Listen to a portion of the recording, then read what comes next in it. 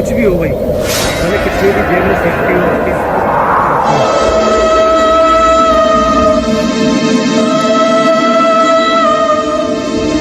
पता नहीं कुत्ते क्यों भौंक रहे हैं, ऐसा लग रहा है जैसे मुझे अंदर जाने से रोक रहे हैं।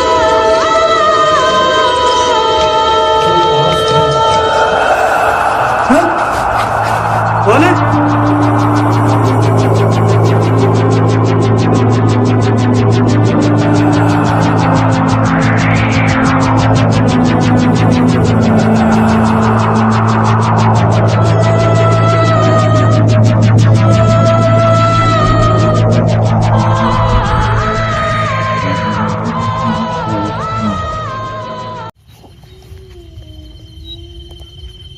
रोहित भाई। हाँ भैया। क्या वो लोकेशन इस खेत के पास में? हाँ भैया यही है। हेलो दोस्तों, स्वागत है आपके अपने YouTube चैनल पे। एक ऐसी लोकेशन, रूप कांपा देने वाली लोकेशन और झिझोड़ देने वाली लोकेशन लेके आया हूँ।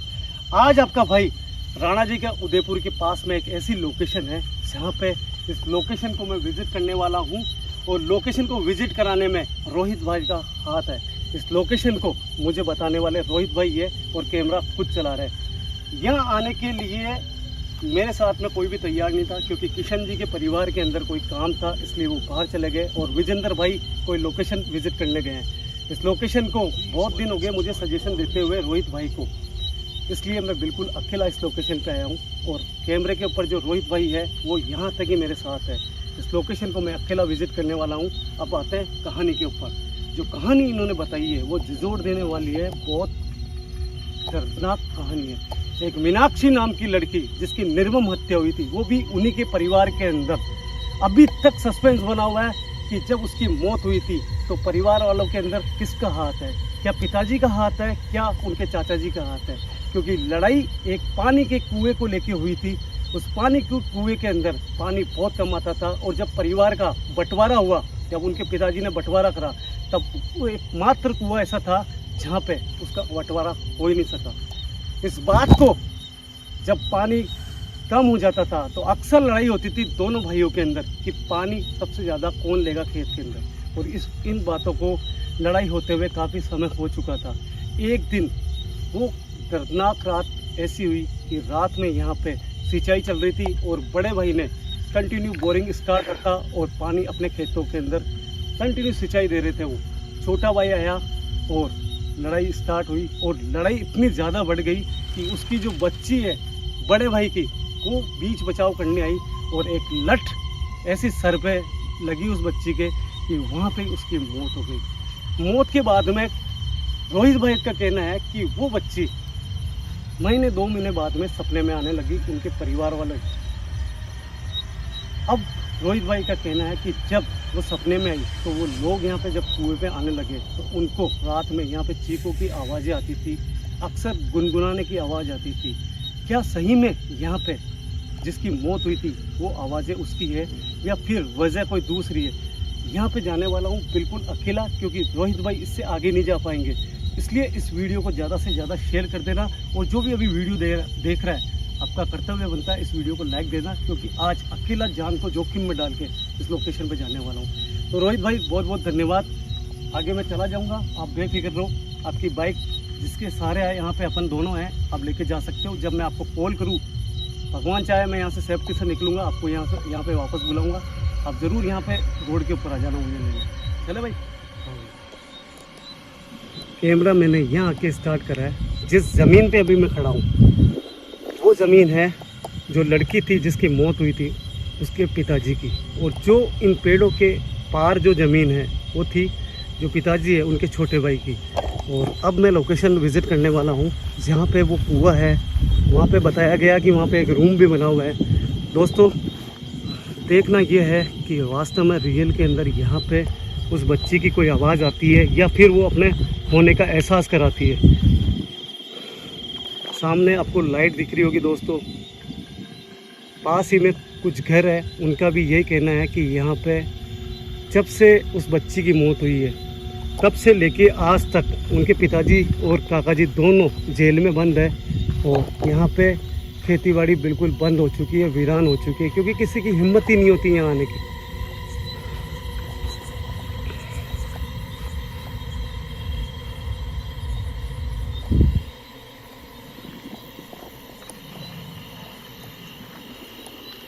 दोस्तों यार, अगर कुछ भी ऐसा दिखता है तो ये मैं वीडियो अपलोड कर दूंगा। बाकी आपका भाई बिल्कुल अकेला है आज।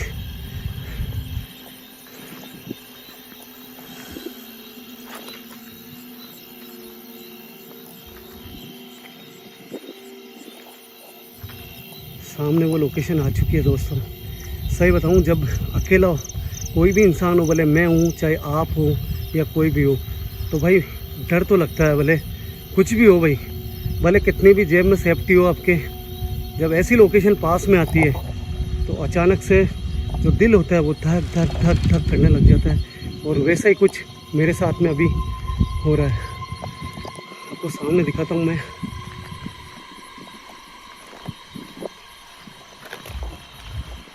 ये वो कुआं है, ये भी विज़िट करेंगे। और ये वो रूम है, वो काली रात इसकी गवाह बनी थी ये लोकेशन, जहाँ पे उस बच्ची की मौत हुई थी।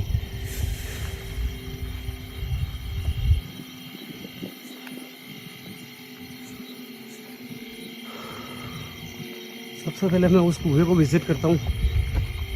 अक्सर लोग कहते हैं कि इस कुएं में से भी आवाज़ें आती है, और जब इस लोकेशन के कोई भी करीब आया रात में तो अपने होने का एहसास वो लड़की कराती है।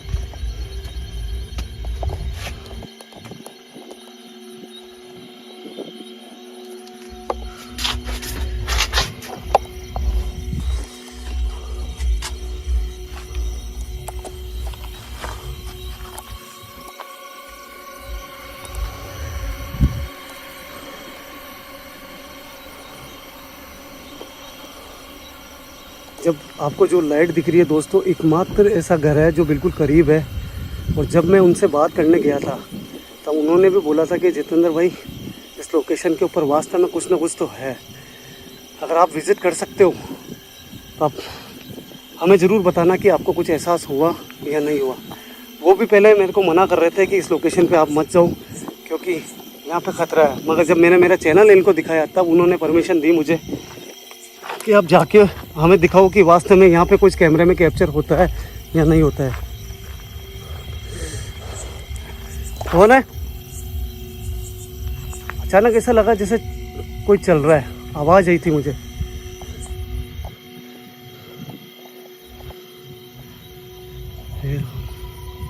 श्री राम, कुछ भी हो सकता है दोस्तों। उस रूम में मैं जाने वाला हूँ, प्लीज़ आप अपना साथ बनाए रखना। इस रूम में जाने में बहुत ज़्यादा खतरा है, क्योंकि रोहित भाई ने पहले कहा था कि जब मौत हुई थी उस लड़की की तो अक्सर वो लड़की रात में अपनी माँ के साथ में यहीं रुकती थी।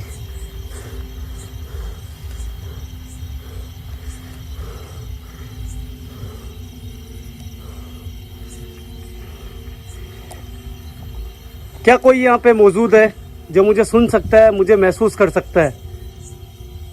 अगर कोई भी यहाँ पे है तो क्या वो सामने आके मेरी बातों का जवाब दे सकता है? ये क्या हुआ यार दोस्तों? जैसे ही मैंने ये बात करी अचानक इस तरफ से कुत्ते कैसे भौंकने लग गए। हवा तेज हो गई और कुत्तों की आवाज़ शायद पता नहीं कैमरे में कैप्चर हो रही है नहीं हो रही है। बाकी आप कैमरे को मैंने वाइड एंगल कर दिया था क्योंकि जगह बहुत छोटी है दोस्तों, मगर इस तरफ से देखो आवाज़ आ रही है। ऐसा लग रहा है जैसे ये कुत्ते कुछ कहना चाहते हो। और एक कुत्ते या दो कुत्ता नहीं है दोस्तों, आवाज़ें शायद आप ईयरफोन लगा के ज़रूर सुनना। कम से कम 4 से 5 कुत्ते हैं जो कंटिन्यू यहाँ पे भौंक रहे हैं और भौंक रहे हैं। दोस्तों लोकेशन के ऊपर एक केर का पेड़ है और आप सब जानते हो केर का पेड़ एक हॉन्टेड कैटेगरी में आता है। जहाँ पे भी ये पेड़ होता है वहाँ की जगह बहुत ज़्यादा खतरनाक हॉन्टेड हो सकती है। दोस्तों कवर पूरी लोकेशन अगर मैं करूँगा तो मुझे वाइड एंगल पे कैमरा लेना ही पड़ेगा। पता नहीं कुत्ते क्यों भौंक रहे हैं, ऐसा लग रहा है जैसे मुझे अंदर जाने से रोक रहे हो।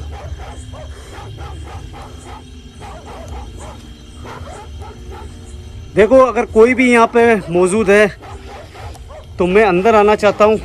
हाथ जोड़ के आपसे निवेदन है कि मुझे कोई नुकसान मत पहुंचाना, मेरे पीछे मत आना।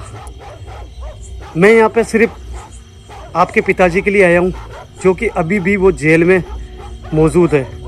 अभी तक भी प्रशासन वाले ये बोलते हैं कि हत्या दोनों ने मिलके उस बच्ची की करी है। मैं ये बात जानने के लिए यहाँ पे आया हूँ कि क्या आपके चाचा जी बेकसूर है या आपके पापा जी बेकसूर है। श्री राम, हे बजरंगबली भगवान मेरी रक्षा करना, हे भगवान मेरी रक्षा करना। दोस्तों, एक्टिविटी अभी तक कुछ भी नहीं हुई, मगर जो कुत्ते भौंक रहे थे उससे मुझे बिल्कुल थोड़ा बहुत डर लगा कि क्या ये चीज़ मुझे अंदर जाने से रोक रही है। ये क्या लिखा हुआ है? दूर रहकर जो पास है। यार दोस्तों, ये क्या लाइन लिखी हुई है यहाँ पे? और दूर रहकर जो पास है। कौन है? कौन है? जैसे ही दोस्तों मैंने ये लाइन पढ़ी, अचानक मुझे कुछ आवाज आई। कौन है?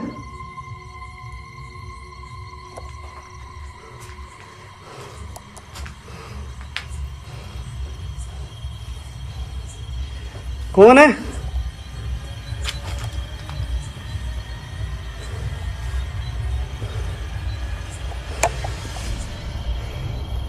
कौन है?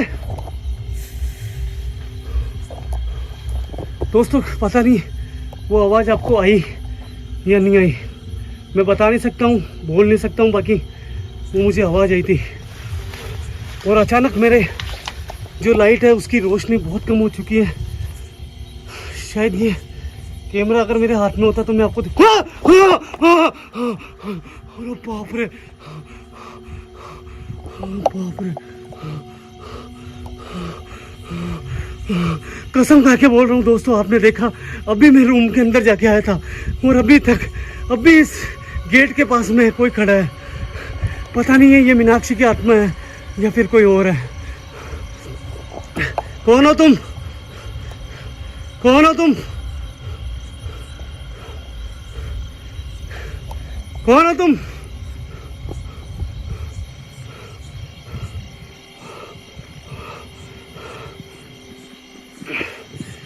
डर मत जितेंद्र, डर मत, बात कर इससे, डर मत जितेंद्र। बजरंगबली तेरे साथ में, बजरंगबली तेरे साथ में, और ये तेरे बुलाने से शायद आई है। हो सकता है अपने माँ बाप की या अपने चाचा जी की बात इसने सुनी हो, माँ की बात नहीं करी, मगर फिर भी ये सामने आई है। डर मत जितेंद्र, डर मत। हे बजरंगबली भगवान, मैं इससे बात करना चाहता हूँ, मुझे हिम्मत दो भगवान, मुझे हिम्मत दो। धीरे धीरे आगे बढ़ूंगा दोस्तों, चीज़ सामने है, पता नहीं क्या होने वाला है।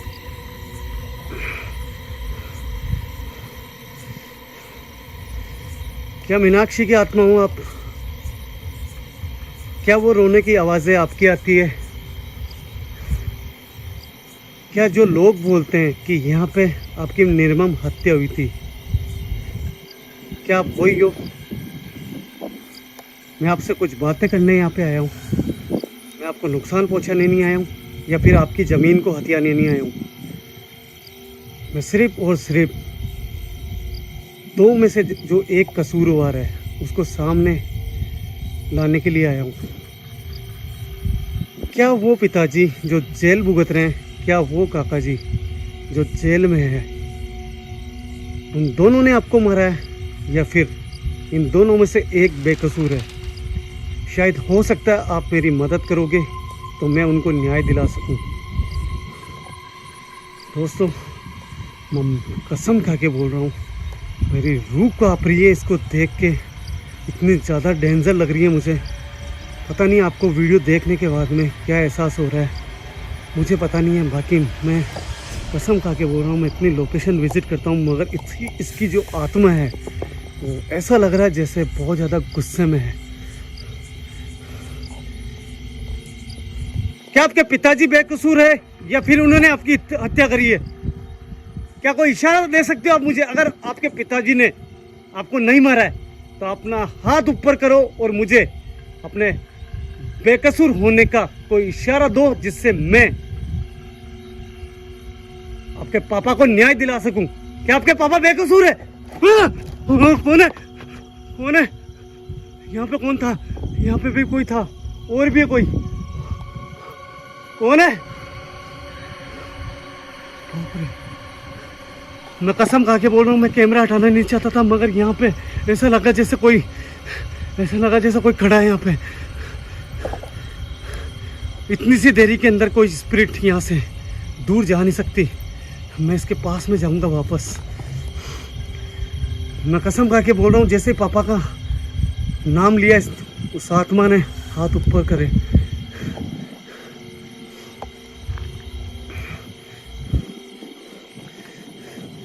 देखो बेटा, आपने जो इशारा दिया, क्या वो अपने पापा के लिए था या फिर मेरे आसपास कोई था इसलिए था? मुझे पता आप यहाँ पे रूम में मौजूद हो, मुझे पता आप अभी रूम में मौजूद हो। दोस्तों, खतरा मोल लेने के लिए तैयार हूँ। कैमरा बिल्कुल हटाना नहीं चाहता था, मगर अचानक कैसा लगा जैसे कोई हाथ उठाने के बाद में यहाँ पास में मेरे कोई खड़ा था। इस रूम से ज़्यादा कोई दूर जा नहीं सकता। मैं इस रूम के अंदर जाके देखता हूँ। हे बजरंगबली भगवान, मुझे शक्ति देना कि मैं अंदर जाके वापस उस चीज़ को देख सकूँ बिल्कुल पास से। बजरंगबली भगवान, परम पिता, मुझे शक्ति दो। दोस्तों, ज़्यादा से ज़्यादा रूम को कवर करने के लिए मुझे वाइड एंगल में करना पड़ेगा, क्योंकि आप कहोगे कैमरा जितेंद्र आपने घुमा लिया। दोस्तों, आप देख रहे हो ना, इधर है ना इस तरफ कोई है, ना ऊपर है नहीं नीचे है। मैं कसम खा के बोल रहा हूँ, मैं कैमरा हटाने नहीं चाहता था, मगर वो आत्मा यहाँ आसपास ही मौजूद है अभी भी। मैं वापस वो लाइन पढ़ता हूँ। लाइन पढ़ने से क्या बता, वो वापस मुझे दिखाई दे। क्या इस लाइन में कोई दम है? खतरा हो सकता है इस लाइन को वापस पढ़ने में, फिर भी मैं इस लाइन को वापस पढ़ूंगा। दूर रहकर जो पास है, दूर रहकर जो पास है, दूर रहकर जो पास है। ये लाइन में मीनाक्षी आपके लिए पढ़ रहा हूं। दूर रहकर, अगर आप सही में मेरे पास में हो तो क्या सही में वापस एक बार यहीं पे दिखाई दे सकते हो मुझे?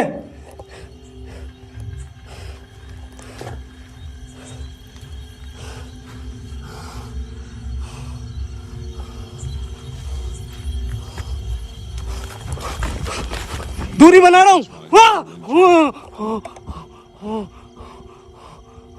दोस्तों, वाइड एंगल पे कैमरा जूम करता हूं। ये देखो, ये देखो, ये खड़ी, जबकि मैं बिल्कुल पास में गया था। ये अपने होने का एहसास करा दिया इसने।